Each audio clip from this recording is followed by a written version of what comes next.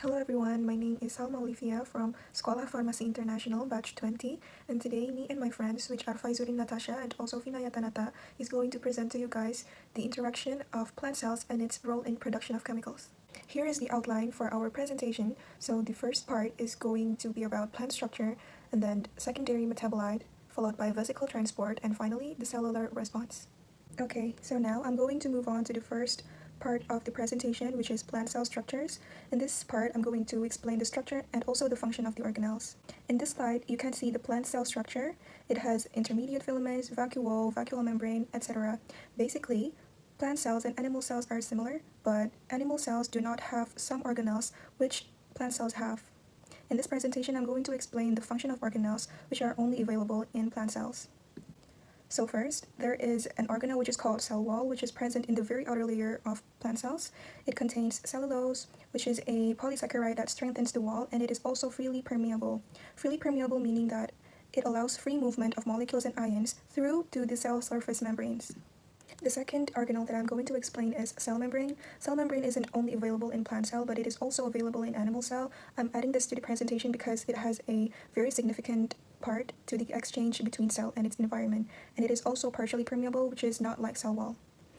Plant cells also have vacuoles that is surrounded by a membrane called tonoplast. Tonoplast controls the exchange between the vacuole and the cytoplasm. Vacuoles regulate the osmotic properties of the cell, and it also acts as a pigment. Pigment meaning that it colors the pigment of certain flowers and parts of some vegetables. Okay, so next is about chloroplast. Chloroplast plays a big part in photosynthesis because it contains chlorophyll.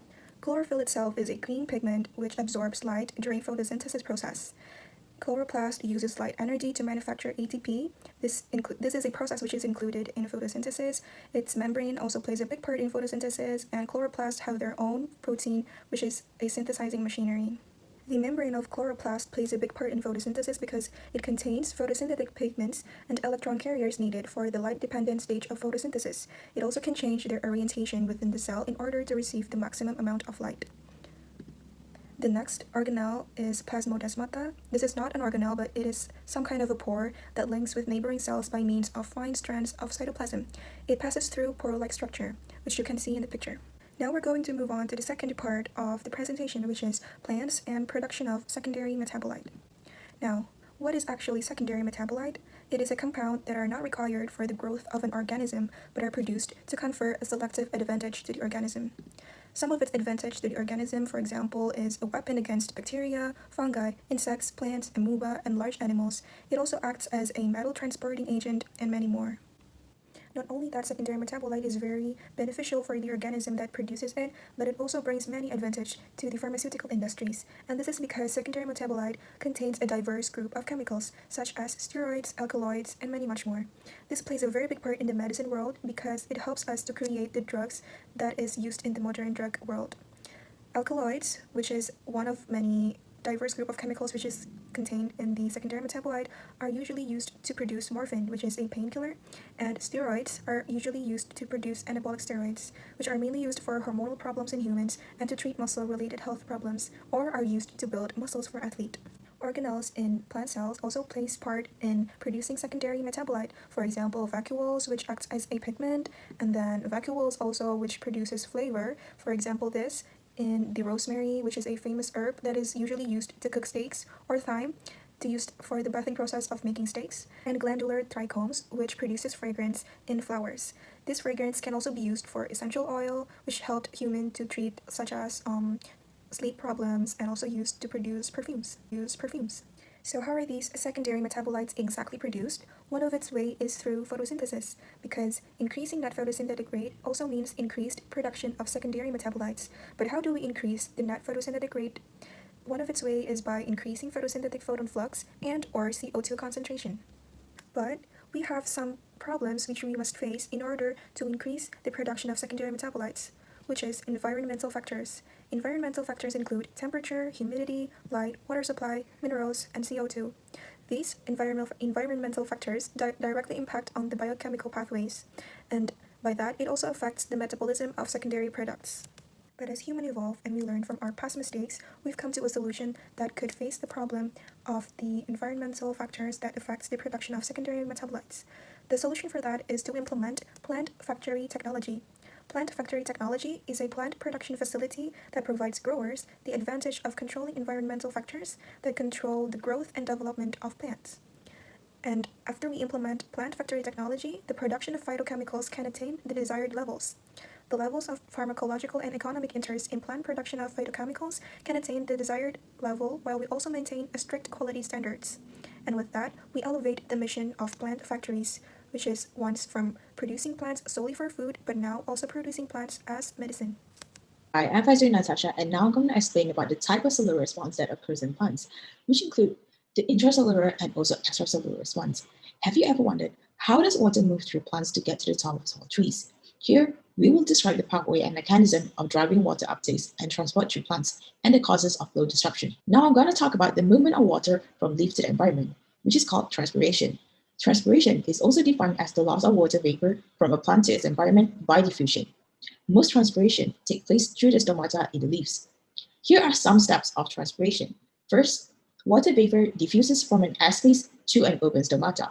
Next, the water evaporates from a mesophyll cell walls into an airspace. Water moves through the mesophyll cell wall or out of the mesophyll cytoplasm into the cell wall. Water leaves xylem's vessel through a non-liquefied area. This causes the water moves up the xylem vessels. Next is the movement of water across the leaf. The water moves across the leaf by sympath or apopath pathway. The sympath pathway is defined as the movement of water from cell to cell via the plasmodesmata. Meanwhile, the apopath is defined as the movement of water through the cell wall. Next is the movement of water from soil to the root. Water enters the plant to root hairs by osmosis. Then, water crosses the root either through the cytoplasm of the cells, or also called the simple plastic pathway, or via the cell walls, which is also called the apoplastic pathway.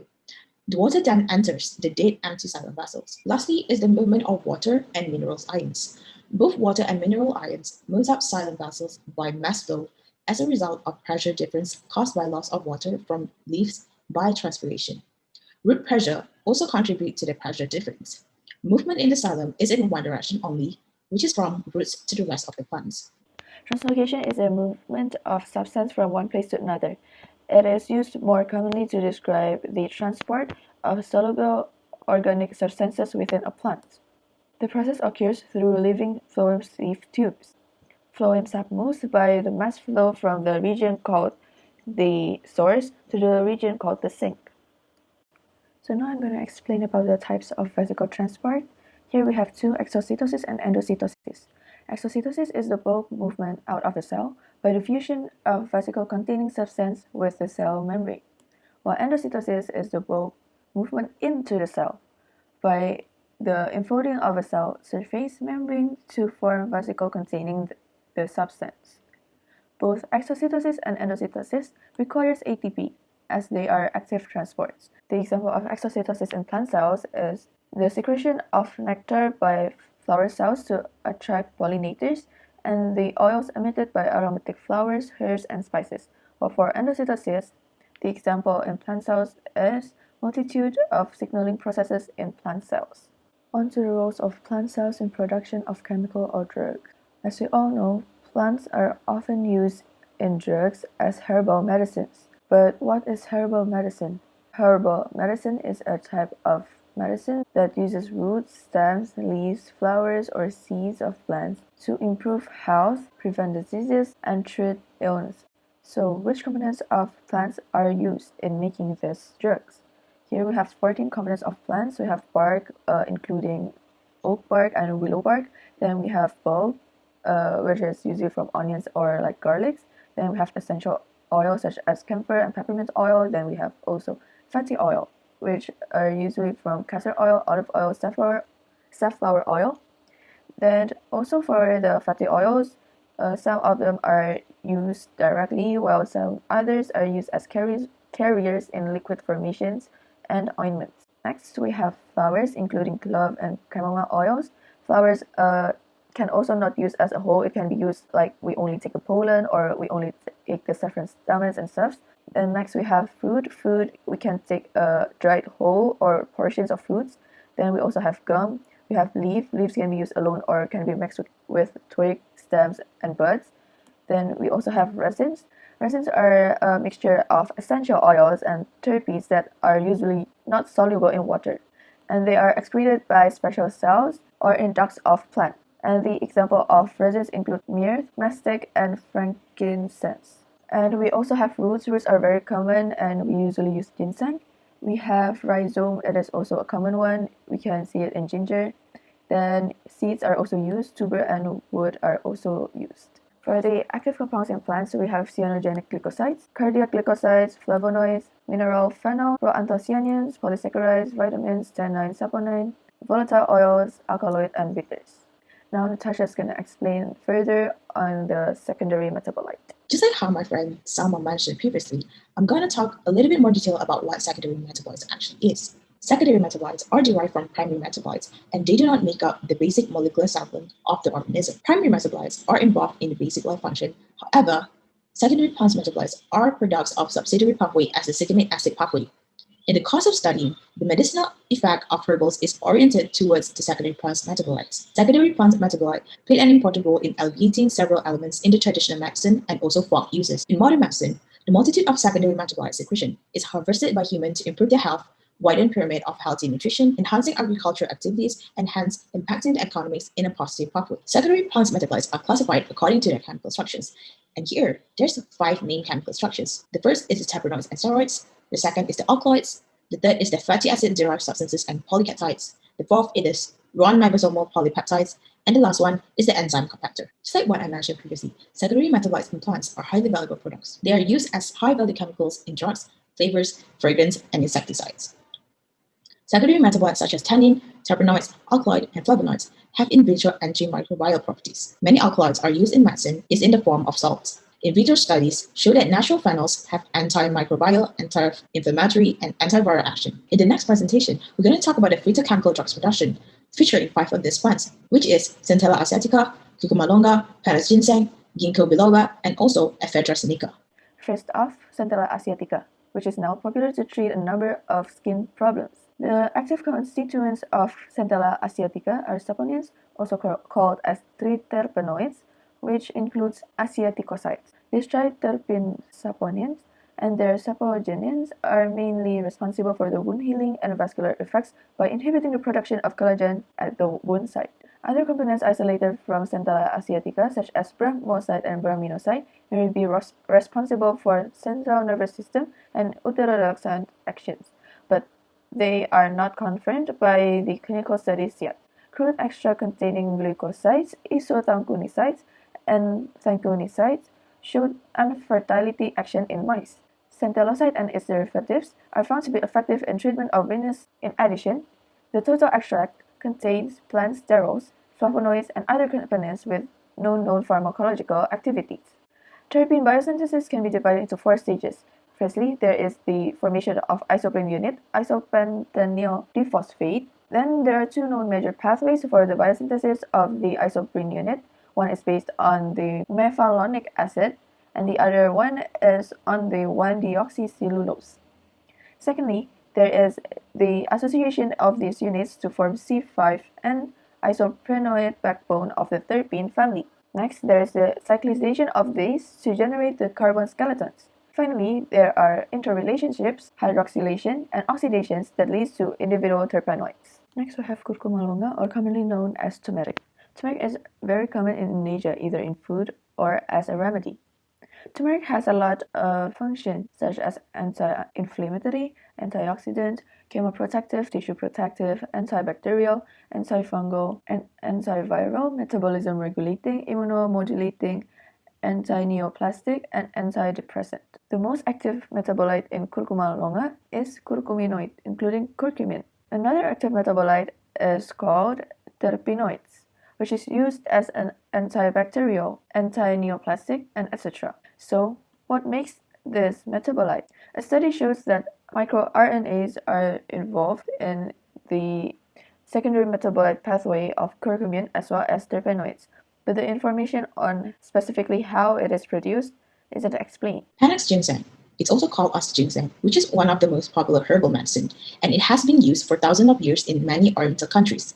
Ginseng is reported to have a wide range of pharmacological activities, therapeutic and also anti-cancer effects. Active metabolites that can be found in panax ginseng are such as ginsenoside, polyacetylic alcohol, polysaccharides, peptides, and also fatty acids. Function of active metabolites such as ginsenoside has anti-inflammatory, anti-tumor, and also antioxidant effects. Active metabolites such as polyacetylenic alcohol has a function such as antibacterial, antifungal, anti-tumor, antiviral, and etc. In panax ginseng, the major active components are actually ginsenoside, which is a group of saponins with triterpenoids dimerane structure.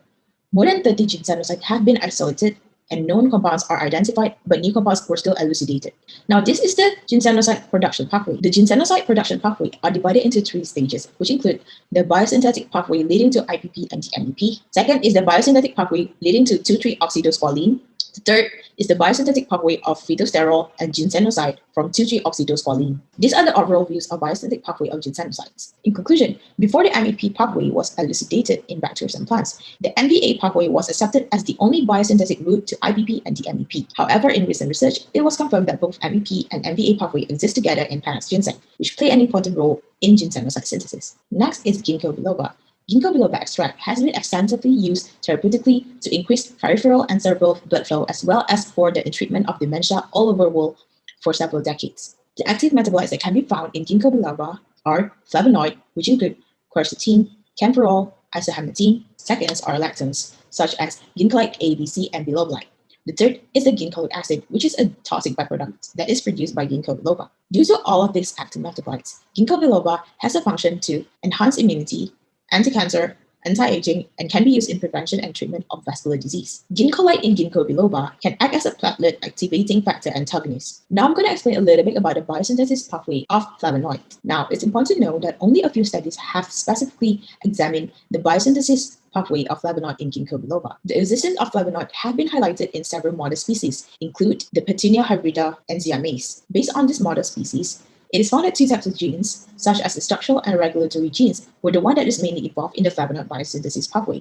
Structural genes encode the enzyme that is directly involved in biosynthesis. Meanwhile, regulatory genes are unable to directly participate in flavonoid formation, but can activate the expression of multiple genes in flavonoid biosynthetic pathway by binding themselves to cis-acting elements in structural genes promoters and effectively trigger the biosynthesis pathway of flavonoids. Some structural genes in flavonoid biosynthesis pathway have been identified in ginkgo biloba, and the function of these genes have been studied by detecting enzyme activities in vitro and via transgenic assay. Ephedra sinica, or also called as ma huang, is a plant native to Asia, though it also grows in other areas around the world. It has been used in Chinese medicine for thousands of years. The active metabolites that can be found in Ephedra sinica are such as ephedrine, pseudoephedrine, N-metylephedrine, and 6-methyl-C-neuronic acid. Now, another research has shown that combination of ephedrine and caffeine is effective in reducing weight. Now, I'm going to explain a little bit more about the pharmacodynamics or pharmacokinetics activities in the Ephedra sinica. The ephedra plant has been identified as an excellent source of ephedrine and pseudoephedrine, both which can be chemically reduced to form a widely abused illicit drug called the methamphetamine. Ephedrine is well absorbed after oral administration, with a reported half-life of 3 to 6 hours. Following oral administration, 88% is excreted in the urine within 24 hours, and 97% is excreted within 48 hours. Intramuscular or subcutaneous administration of ephedrine results in cardiac effects lasting for approximately 1 hour. The natural and synthetic forms of ephedrine have similar absorption and pharmacokinetics in adults, but the available natural products contain considerably different concentration of active alkaloids. The pharmacokinetic of ephedra sinica has not been extensively studied in children. These are the traditional process of producing ephedrine from ephedra sinica stem. This is a more detailed process of producing ephedrine from ephedra sinica stem. And here are some of the comparison between the traditional method and the new improved method, which include the extraction yield of ephedrine, environmental compatibility, and also the financial analysis. Now, this will be the end of our presentation. To conclude our presentation, we know that secondary metabolites in plants played such a huge role in today's medicine world, which can be very advantageous for pharmaceutical industry. However, it is also important for us to understand the most basic production pathway of secondary metabolites in plants, which is the photosynthesis. I hope you can learn a lot of things from our presentation today. I'd like to thank you for your time and attention today. Thank you so much for your interest and attention.